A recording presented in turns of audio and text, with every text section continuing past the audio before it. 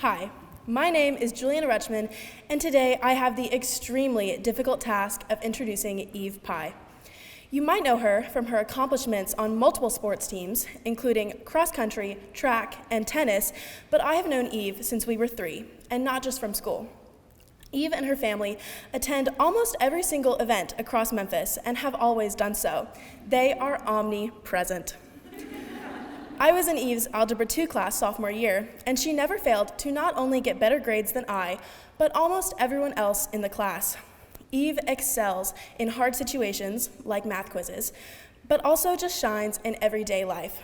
While crouching behind the tableau in the Christmas pageant, Eve and I whispered about our favorite songs and scenes.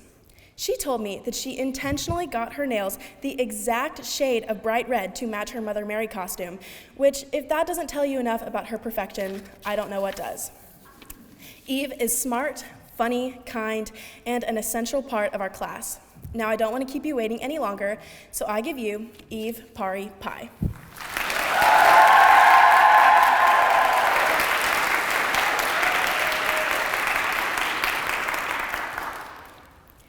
Let me take you back to my freshman year at the starting line of my first cross-country state meet. I had been training and practicing for months, practically since the start of that summer. I had been told all the tricks for what to eat, what to drink, and when to start warming up. I had even triple knotted my shoelaces.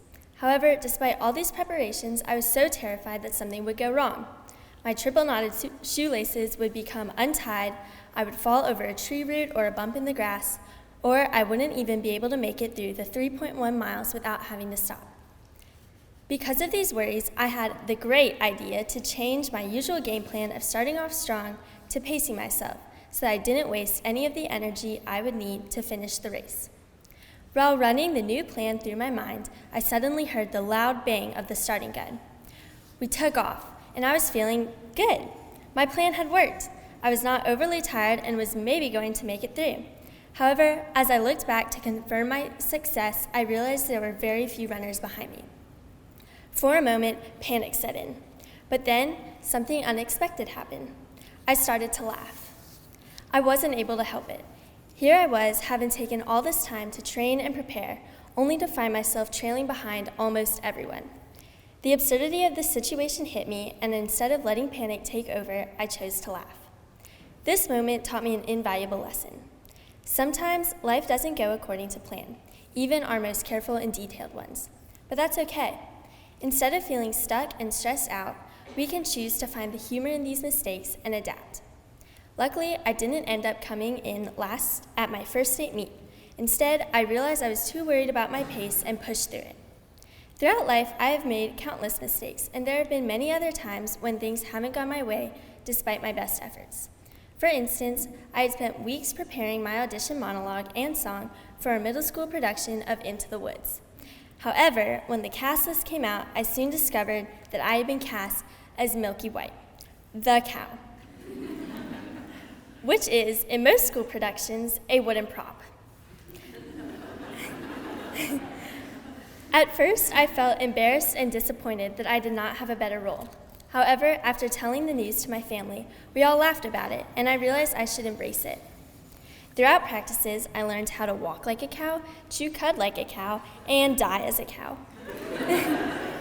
Even though it was not most people's dream role, and definitely not what I was planning on, I was glad I got to be a part of the play and proud of myself for embracing the change. I believe laughter is a powerful tool. It can reduce stress, improve bad moods, and help build resilience.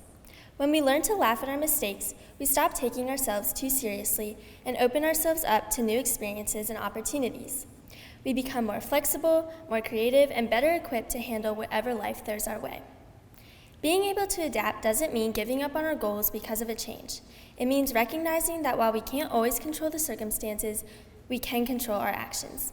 It means being open to change and finding joy in the journey, even when it takes unexpected turns. So, the next time you find yourself in a situation where things aren't going as planned, take a moment to step back and laugh, embrace the uncertainty, and adapt. And to my amazing class of 2025, thank you for always being there and laughing with me. Thank you.